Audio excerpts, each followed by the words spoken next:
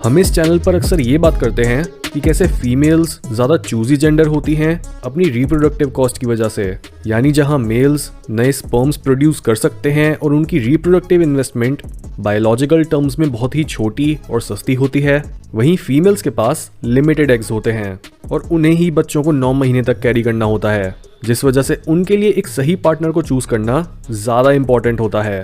और ये पक्का करने के लिए कि वो एक सही और हाई क्वालिटी पार्टनर के साथ ही हैं, फीमेल्स मेल्स को अलग अलग तरह से टेस्ट करती हैं। यूजुअली ना तो मेल्स इस बारे में अवेयर होते हैं कि एक फीमेल उनका टेस्ट ले रही है, और ना ही फीमेल्स खुद ये जानती हैं कि वो सबकॉन्शियसली ऐसा कर रही होती हैं। यही वो पॉइंट होता है जहां एक फीमेल या तो एक मेल को चूज करती है या फिर उसे रिजेक्ट कर देती है।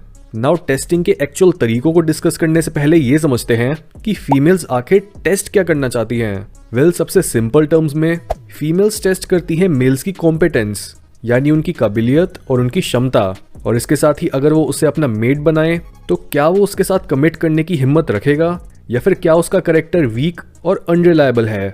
ये टेस्टिंग इसलिए जरूरी होती है जस्ट बिकॉज फीमेल्स डायरेक्टली एक मेल से उसकी पोटेंशियल के बारे में नहीं पूछ सकती, क्योंकि कोई भी मेल रिप्रोडक्टिव अपॉर्चुनिटी पाने के लिए इजीली ये वादा कर सकता है कि हाँ वो कॉन्फिडेंट और कमिटेड है, चाहे अंदर से वो कितना भी वीक, इनसिक्योर और अनट्रस्टवर्दी क्यों ना हो। एक पॉपुलर कहावत है कि actions speak louder than words, और इसी वजह से फीमेल्स कई बार मेल्स को चैलेंज करने के लिए उन्हें मुश्किल सिचुएशंस में रख देती हैं, ताकि वो ये जान सकें कि एक मेल की प्रायोरिटीज क्या हैं और वो प्रेशर में कैसे रिएक्ट करता है। सो अब बात करते हैं एक्चुअल टेस्टिंग के तरीकों की। Number 1, patience test. सिंपल सी बात है, अगर एक मेल एक हाई क्वालिटी फीमेल पार्टनर को हासिल करना चाहता है तो वो फीमेल इजीली उसके हाथ में नहीं आएगी। इवन अगर एक फीमेल एक मेल को लाइक भी करती है तब भी वो उसकी नज़र में अपनी वैल्यू बनाए रखने के लिए चीज़ों को स्लोली आगे बढ़ाएगी। वो देखेगी कि अगर वो रिलेशनशिप्स और इंटीमेसी को डिले करे तो क्या वो मेल फिर भी उसके साथ टिका रहता है, या फिर क्या वो अपनी पेशेंस लूज करके और जल्दी हार मानकर किसी दूसरी फीमेल के पीछे निकल जाता है। इस तरह से फीमेल्स ये जान पाती हैं कि एक मेल उनसे कितना कमिटेड है और क्या वो एक्चुअल में उन्हीं को पसंद करता है, या फिर क्या वो बस जल्दी से जल्दी कमिटमेंट की एक्टिंग करके इंटीमेसी हासिल करना चाहता है। फीमेल्स कई बार जानबूझकर उस मेल से मिलने के लिए लेट होंगी या फिर थोड़े नखरे दिखाएंगी, और अगर वो मेल इस पॉइंट पर फ्रस्ट्रेट या फिर गुस्सा हो जाता है तो वो उसी समय वो टेस्ट हार जाता है। इसलिए अगर आप एक मेल हो तो ऐसी सिचुएशंस में अपने गुस्से को कंट्रोल करो और शांत रहो। आपकी फ्रस्ट्रेशन आपके फेवर में बिल्कुल काम नहीं करेगी। Number 2, pulling away. बहुत बार फीमेल्स एक मेल की वैल्यू जानने के लिए पहले एक मेल के थोड़ा सा क्लोज आना शुरू करती है, उसमें अपने लिए इंटरेस्ट डेवलप करवाती है और थोड़े सपने दिखाने के बाद दूरी बना लेती है। ये चीज सोशल मीडिया पर रेगुलरली चैटिंग करते हुए, डेटिंग करते हुए और इवन रिलेशनशिप में आने के बाद भी होती है। यहाँ पर भी इस टेस्ट में सबसे जल्दी फेल होने का तरीका है डेस्परेशन दिखाना, और जितना वो लड़की दूर जाए उतना ही उससे ऑब्सेस हो जाना और उसे पहले से भी ज्यादा कॉल्स या फिर मैसेजेस करना। इससे पता चलता है कि एक मेल इतना लो वैल्यू है कि उसके पास उस एक लड़की के अलावा कोई दूसरा ऑप्शन है ही नहीं। ये होता है एक चेज टेस्ट, जो ये बताता है कि एक मेल के पास उस फीमेल को परस्यू करने के अलावा दूसरा कोई इंपॉर्टेंट या फिर इंटरेस्टिंग काम नहीं है, और ये एक बहुत बड़ा टर्न ऑफ होता है। Number 3, insulting. ये मेथड ऑलमोस्ट हर सोशल सिचुएशन में सामने वाले को परखने के लिए यूज करा जाता है, चाहे वो मेल हो या फिर फीमेल। जैसे कई बार जब आप नए लोगों से मिलते हो तब आप थोड़ी बहुत एक दूसरे की टांग खींचते हो ये फिगर आउट करने के लिए कि दूसरे इंसान की लिमिट्स क्या हैं और वो किस हद तक आपको खुद को डोमिनेट करने देता है। अगर आपके इंसल्ट करने पर भी कोई इंसान हंसता रहता है तो आप समझ जाते हो कि आपको उसको सीरियसली लेने की जरूरत नहीं है, लेकिन अगर वो बहुत ही जल्दी ऑफेंड हो जाए तब आपको ये पता चल जाता है कि आपको उसके साथ ढंग से पेश आना है और वो खुद की बेइज्जती बर्दाश्त नहीं करेगा। बिल्कुल ऐसे ही फीमेल्स भी एक मेल को डेटिंग या फिर रिलेशनशिप के शुरुआती फेज में मजाक में या फिर कई बार सीरियस मैनर में इंसल्ट करती हैं। इससे उन्हें कुछ सेकंड्स के अंदर ही ये पता चल जाता है कि एक मेल की सेल्फ एस्टीम और उसका कॉन्फिडेंस का लेवल क्या है।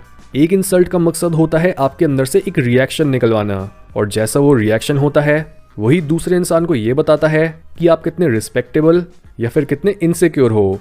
जिस भी मेल में बहुत ही लो सेल्फ एस्टीम होती है और जो मेल इनसिक्योर होता है उसका एक इंसल्ट पर टिपिकल रिएक्शन होता है गुस्सा। सरफेस पर आप यही सोचोगे कि अगर कोई इंसान आपकी इंसल्ट करे तो आपको भी गुस्सा आएगा।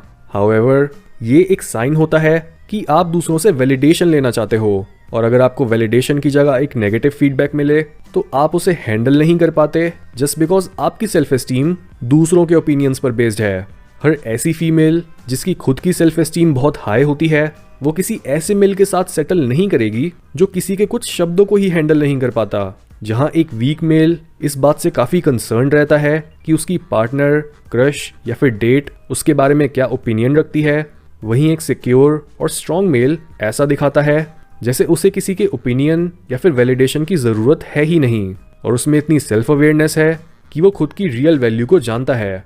इसलिए हमेशा इंसल्टिंग का सही रिस्पॉन्स होता है या तो इंडिफरेंस या फिर ह्यूमर, यानी या तो उसकी इंसल्ट को इग्नोर ही कर दो जैसे आपने वो सुना ही ना हो, या फिर उसे एक मजाक में बदल दो। Number 4, jealousy test. ये टेस्ट नाम से ही क्लियर है, क्योंकि इसमें एक फीमेल एक मेल में इंटरेस्ट तो दिखाती है, लेकिन टाइम टू टाइम वो सिमिलर चीज दूसरों के साथ भी करती है। ऐसा एक फीमेल तब करती है जब वो किसी मेल के बारे में डाउटफुल होती है, और वो अपना डिसीजन लेने से पहले उसे टेस्ट करती है उसको अपने बाकी ऑप्शंस दिखाकर।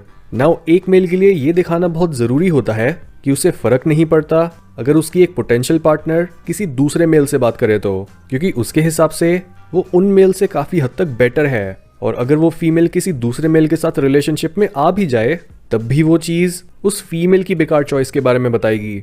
इसलिए जेलेसी टेस्ट का बेस्ट रिस्पॉन्स भी इंडिफरेंस ही होता है, यानी एक मेल को फर्क ही नहीं पड़ना चाहिए जब एक फीमेल उसके आगे दूसरे मेल से फ्लर्ट करे। Number 5, leadership test. इस टिपिकल सिनारियो से हर फीमेल और हर मेल दोनों रिलेट कर पाएंगे कि जब भी एक कपल को कहीं खाने या कहीं शॉपिंग करने के लिए जाना होता है या फिर कोई ऐसा प्लान बनाना होता है, तब यूजुअली एक फीमेल खुद कोई क्लियर डिसीजन नहीं लेती कि उसे क्या करना है, कहाँ जाना है या फिर क्या खाना है। फीमेल सबकॉन्शियसली ऐसे एक्ट कर रही होती हैं जैसे उन्हें पता ही नहीं है कि उन्हें चाहिए क्या, ताकि वो एक मेल की लीडरशिप स्किल्स को टेस्ट कर सकें। इसलिए जब भी एक फीमेल ऐसे बिहेव कर रही होती है जैसे कि वो इनडिसाइसिव है और वो कुछ डिसाइड नहीं कर पा रही, तो वो मोमेंट एक मेल के लिए साइन होना चाहिए उस सिचुएशन को लीड करने का और खुद कोई सॉल्यूशन निकालने का। यानी अगर एक फीमेल को ये नहीं पता कि उसे क्या चाहिए, तो ये एक मेल की ड्यूटी है कि वो उसकी अनकही बातों को भी समझ सके। नंबर 6, करेज टेस्ट। ये टेस्ट अक्सर फीमेल्स रिलेशनशिप से पहले भी लेती हैं और रिलेशनशिप के शुरुआती फेज में भी। यानी वो एक मेल को उन कामों को करने या फिर उन सिचुएशंस में जाने को बोलेंगी जिनमें वो मेल अच्छा नहीं है या फिर जिनमें नॉर्मल मेल्स फेल हो जाते हैं। एक फीमेल ऐसा इसलिए करती है ताकि वो ये पक्का कर सके कि जिस मेल को वो अपना लॉन्ग टर्म पार्टनर बनाने जा रही है, क्या वो खुद को मुश्किल सिचुएशन से बाहर निकाल सकता है या फिर क्या उसे बचाने के लिए उस फीमेल को ही बीच में आना पड़ेगा। बहुत से मेल्स ऐसे होते हैं जिन्होंने अपने घर के कंफर्ट से बाहर निकलकर दुनिया की कठोरता को कभी एक्सपीरियंस करा ही नहीं होता, और ऐसे मेल्स मेंटली बहुत ही वीक होते हैं, जिस वजह से फीमेल्स को एक मेल की मैच्योरिटी, उसका साहस और उसकी अननोन एनवायरनमेंट्स में जाने की क्षमता बताती है कि वो मेल अनएक्सपेक्टेड प्रॉब्लम्स उठने पर भी ढीला नहीं पड़ेगा और वो हर तरह से रिलायबल है।